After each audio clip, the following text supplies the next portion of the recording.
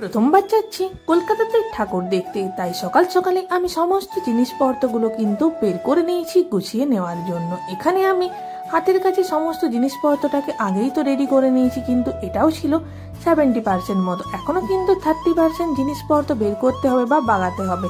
এত জিনিসপত্র একটা ব্যাগের মধ্যেই কিন্তু আমি প্যাক করব। আর আমার সাথে বরাবরই এরকম ঘটে যে যাওয়ার ঠিক থাকলেও আমি কিন্তু জিনিসপত্র আগে থেকে প্যাক করি না। ভেবেছিলাম সকাল সকালেই তাড়াহুড়ো করে প্যাক তো করে নেবো। এখন তো সকালে প্যাক করতে গিয়ে আমার অবস্থা তো জাস্ট খারাপ হয়ে যাচ্ছে। কোনটাকে নিয়ে নিই, কোনটা ভুলে যাচ্ছি, কতগুলো ড্রেস নেব, কি কখন পরবো সেগুলোই তো ডিসাইড করতে পারছিলাম না। তাই আগেই স্নান সেরে নিয়ে কিন্তু সমস্ত কিছুটা প্যাক করতে বসেছি।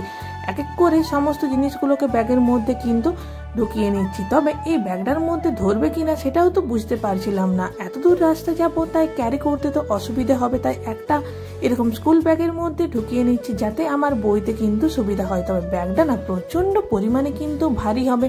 এখনো অবধি তো আমার জুতো নেওয়া বাকি আছে, তাছাড়াও অনেক জুয়েলারি কিন্তু নেওয়া বাকি রয়েছে। সমস্ত কিছুটা আস্তে আস্তে তো প্যাক করব, তার মধ্যেই কিন্তু আমার বাসেরও টাইম হয়ে যাচ্ছে। আমাকে তো তাড়াহুড়ো করে বেরোতে হবে। এখানে মা তো আমাকে সমস্ত খাবারটা মেখে খাইয়ে দিল, না হলে তো আমার একদম খাওয়াই হতো না। তবে জিনিসপত্র এখনো অনেক কিছু বাগানোর কিন্তু বাকি রয়েছে। চলো ঝটপট বাগিয়ে নিই, ব্লগ তো খুব তাড়াতাড়ি আসছে।